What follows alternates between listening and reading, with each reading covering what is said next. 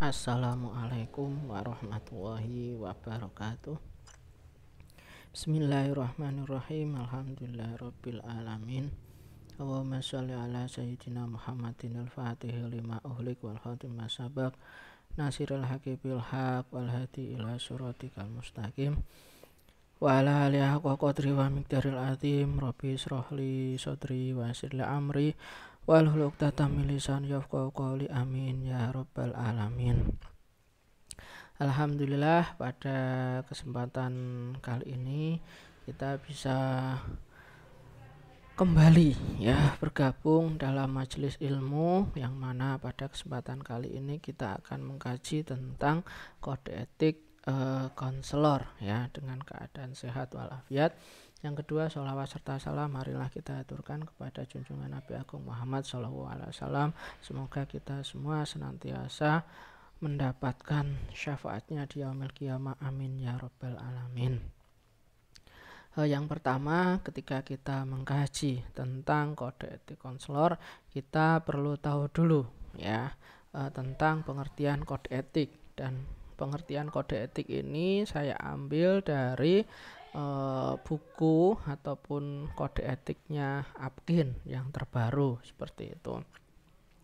Kode etik bimbingan dan konseling Indonesia itu adalah norma-norma, di situ ada norma-norma, kemudian sistem nilai dan moral yang merupakan aturan tentang apa yang harus ataupun apa yang perlu dilakukan atau juga yang tidak boleh dilakukan dan tidak dianjurkan untuk dilakukan atau ditugaskan dalam bentuk ucapan ataupun tindakan ataupun perilaku oleh setiap pemangku profesi layanan bimbingan dan konseling, baik itu guru BK maupun konselor dalam menjalankan tugas profesi ataupun dalam menjalankan layanan bimbingan dan konseling dan dalam kehidupan bermasyarakat dalam rangkaian budaya Indonesia. Jadi secara garis besarnya ini merupakan sebuah aturan ataupun norma tentang apa yang kemudian perlu dilakukan ataupun yang tidak boleh dilakukan, baik itu dalam ucapan, perilaku,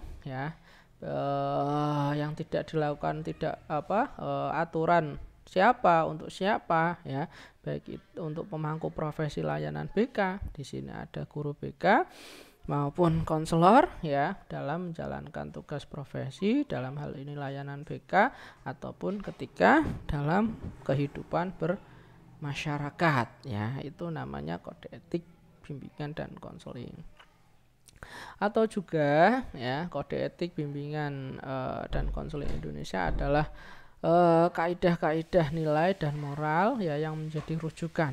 Jadi kaidah-kaidah ataupun nilai-nilai moral itu harus menjadi rujukan bagi siapa? Bagi anggota organisasi dalam melaksanakan tugas atau tanggung jawabnya dalam melaksanakan layanan bimbingan dan konseling kepada siapa? Kepada konseli tentunya Jadi memang kaidah-kaidah itu harus menjadi rujukan sekali lagi bagi konselor dalam melaksanakan tugas layanannya kepada konseli. Kode etik ini sekali lagi merupakan landasan moral dan juga pedoman tingkah laku profesional yang kemudian harus ditunjung tinggi. Jadi kode etik ini harus ditunjung tinggi, harus ditegakkan, harus diamalkan ataupun dilaksanakan dan juga diamankan oleh setiap anggota asosiasi Apkin. Jadi harus kita junjung tinggi kalian sebagai seorang guru BK, sebagai seorang konselor harus menjunjung tinggi, harus menegakkan, harus mengamalkan, harus mengamankan kode etik ini. Oleh karena itu kode etik ini wajib dipatuhi dan diamalkan oleh seluruh pengurus dan anggota Apkin. Jadi seluruh pengurus dan juga anggota Apkin termasuk juga guru BK maupun konselor itu harus ataupun wajib mematuhi dan juga mengamalkan. Kemudian di dalam kode etik itu ya, draft kode etik itu ada tujuan kode etik BK. Yang pertama adalah kode etik menetapkan kewajiban etis bagi anggota APKIN. Jadi di sana nanti ada kewajiban-kewajiban yang sifatnya etis dan juga memberikan panduan praktik etis. Jadi ada panduan praktik etis seorang konselor ataupun guru BK ya yang profesional. Jadi di sana nanti ada kewajiban anggota seperti apa, kemudian panduan praktis yang etis seorang konselor atau guru BK yang seperti apa ya, itu ada di sana.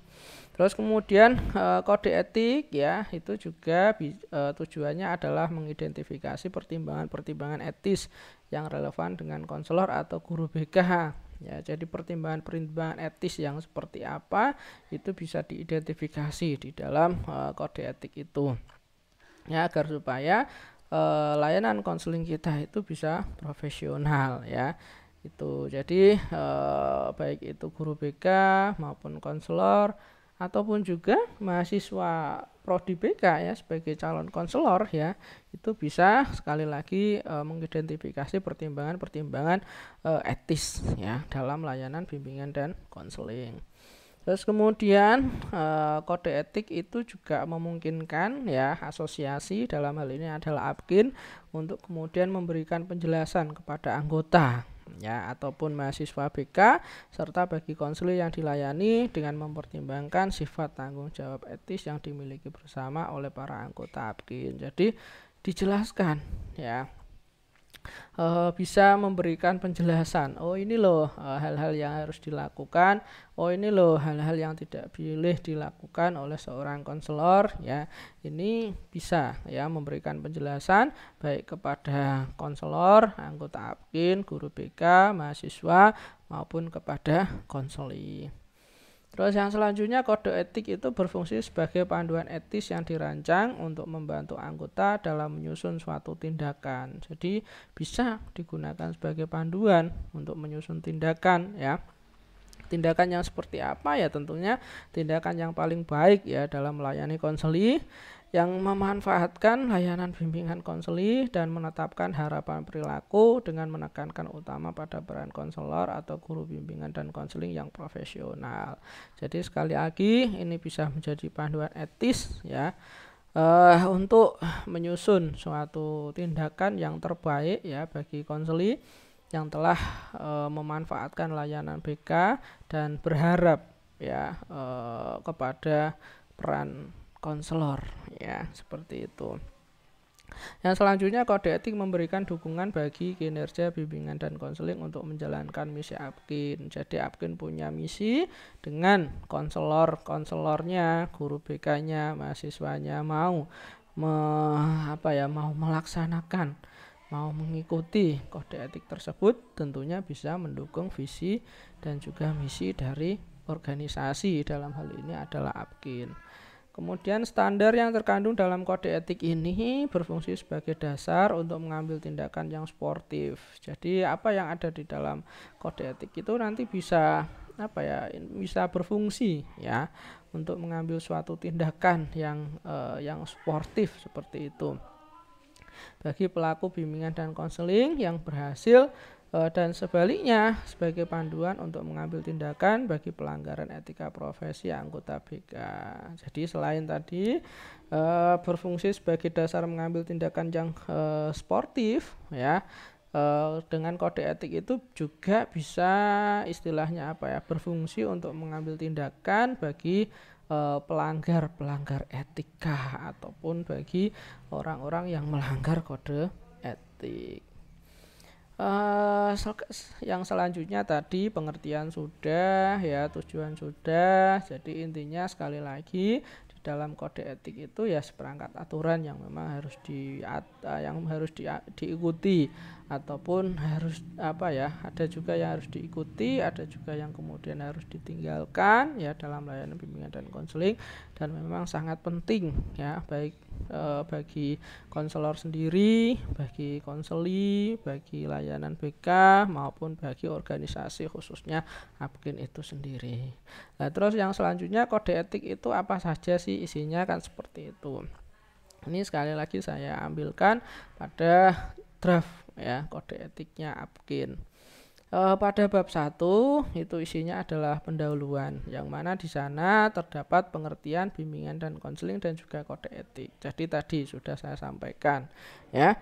Terus kemudian landasan legal ya, landasan legalnya di dalam pendahuluan itu nanti ada dua. Yang pertama adalah ranah kenegaraan, jadi kira-kira pasal-pasal apa, dasar-dasar apa, dasar negara apa yang kemudian mendukung kode etik tersebut atau menjadi landasan, dan juga landasan kesejahteraan ya. Jadi istilahnya apa saja yang kemudian mendukung kesejahteraan, layanan, bimbingan, dan konseling, ataupun yang menjadi landasan legal kesejahteraan, layanan, bimbingan, dan konseling, yaitu ada pada kode etik. Terus yang kedua adalah bab 2 itu isinya kualifikasi, kompetensi, dan juga kegiatan. Untuk kualifikasi ya ada dua macam ya. Yang pertama adalah konselor. Konselor itu adalah orang yang sudah mengenyam pendidikan, bimbingan, dan konseling S1 BK ya, dan juga telah mengenyam pendidikan profesi konselor, atau juga sudah mengenyam pendidikan profesi guru BK. Jadi yang sudah S1 BK, yang sudah PPK, atau yang sudah PPG BK, ya itulah yang kemudian disebut konselor. Sedangkan guru BK ya itu adalah orang yang sudah S1 BK ya, dan kemudian istilahnya menjadi ataupun melaksanakan layanan bimbingan dan konseling di sekolah, itu namanya guru BK. Untuk kualifikasinya seperti itu. Terus kemudian kompetensi ya, itu kompetensinya sebagaimana termaktub pada Peraturan Menteri Pendidikan Nasional nomor 27 tahun 2008 ya, yang mana di situ kompetensi yang harus dikuasai oleh konselor ya atau guru BK itu terdiri dari pedagogik, kemudian kepribadian, sosial, dan juga profesional. Karena memang konselor itu juga merupakan guru ya, maka kompetensinya juga sama, yaitu pedagogik, kepribadian, sosial, dan juga profesional. Terus yang ketiga di dalam bab 2 itu adalah kegiatan profesional, yang mana dalam kegiatan profesional itu mengatur tentang praktik pelayanan secara umum ya. Itu isinya tentang dinamika pelayanan ataupun hubungan antara konselor dan juga konseli. Jadi pelayanan konseling secara umum itu ada di sana ya, apa saja, baik itu dinamika layanan maupun hubungan konseling. Terus kemudian praktik pada unit kelembagaan ya, bagaimana konselor kemudian menjalankan praktik ataupun layanan di sebuah lembaga, itu juga diatur di dalam kode etik. Terus kemudian praktik mandiri ya, bagaimana seorang konselor bisa melaksanakan praktik mandiri ya, itu harus punya lisensi, punya izin dari organisasi profesi ataupun pendidikan profesi, baru bisa menyelenggarakan praktik mandiri, itu ada juga di kode etik. Terus kemudian dukungan sejawat profesional konselor ya, itu diatur bagaimana antar konselor ya ataupun sejawat antar konselor itu bisa bekerja sama secara profesional, harus saling mendukung, harus saling mensupport, tidak boleh saling menjatuhkan, dan lain sebagainya. Di dalam bab 2 juga ya, itu juga ada tentang informasi dan riset ya.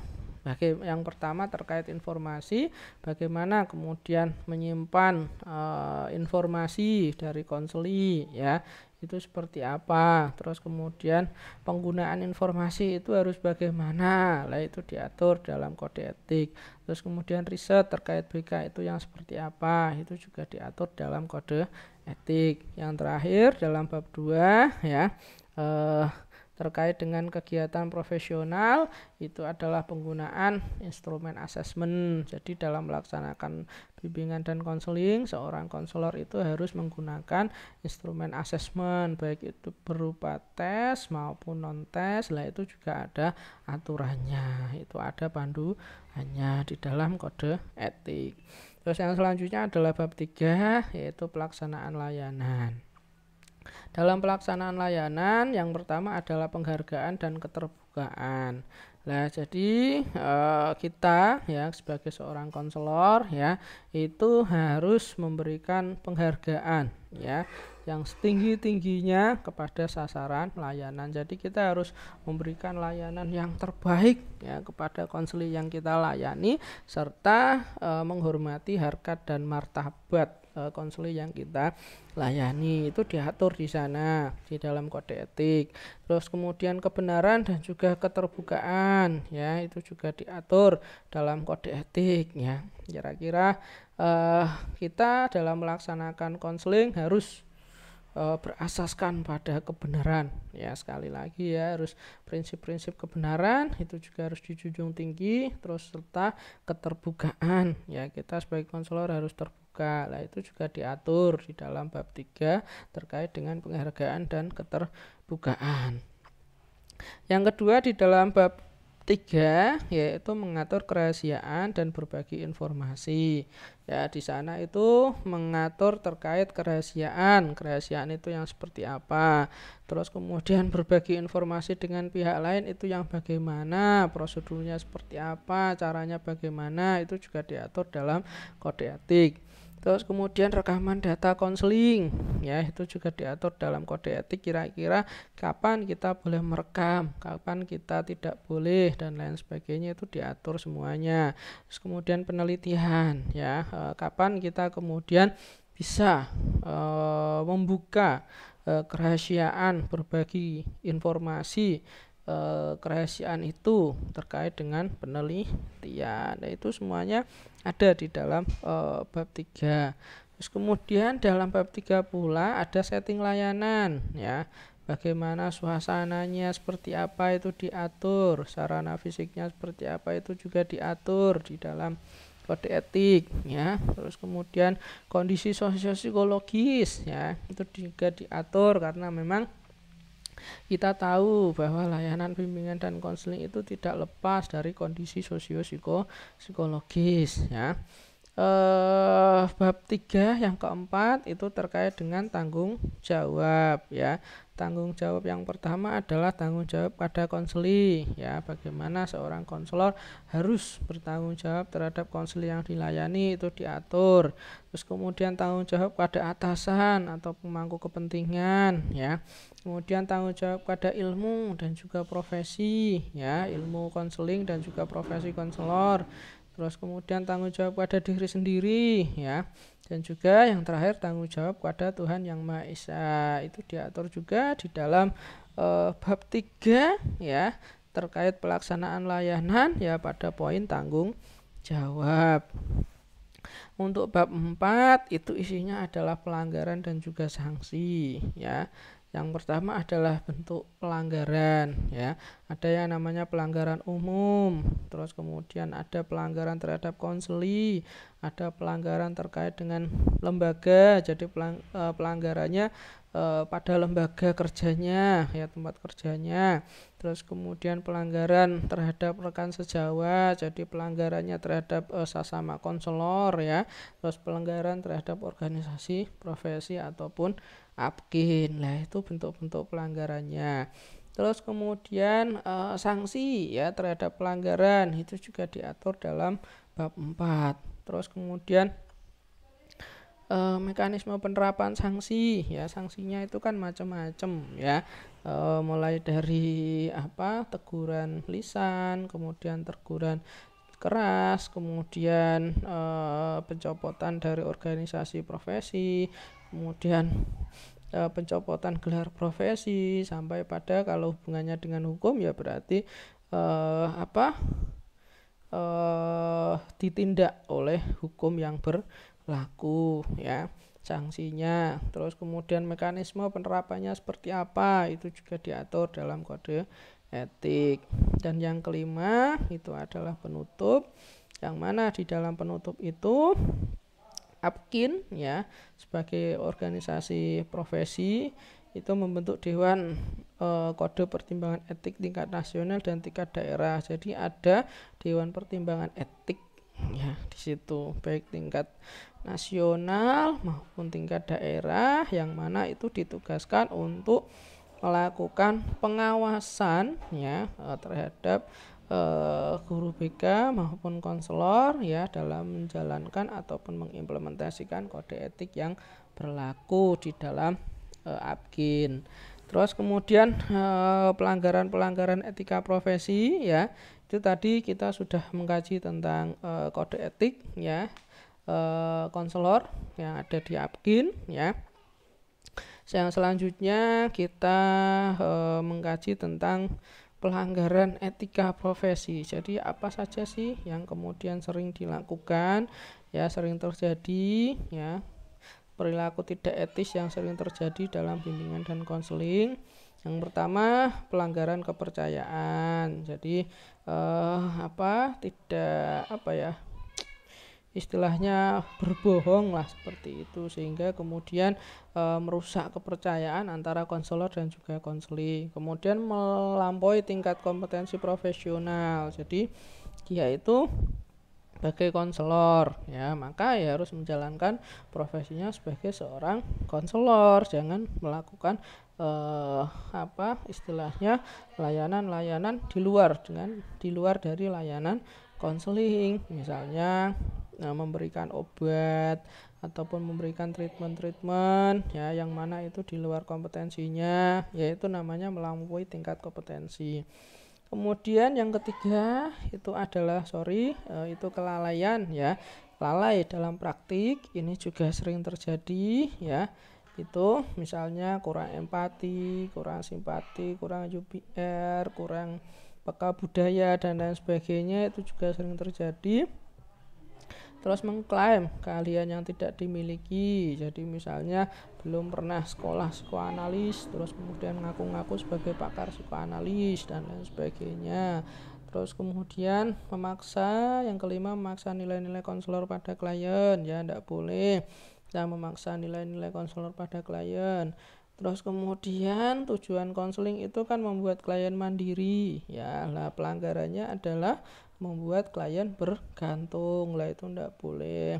Terus kemudian melakukan aktivitas seksual, itu tidak boleh. Terus kemudian 9, konflik kepentingan ya, misalnya konselor sebagai pacar konseli misalnya, itu namanya konflik kepentingan, ada hubungan pribadi antara aktivitas profesional dan juga aktivitas pribadi ya.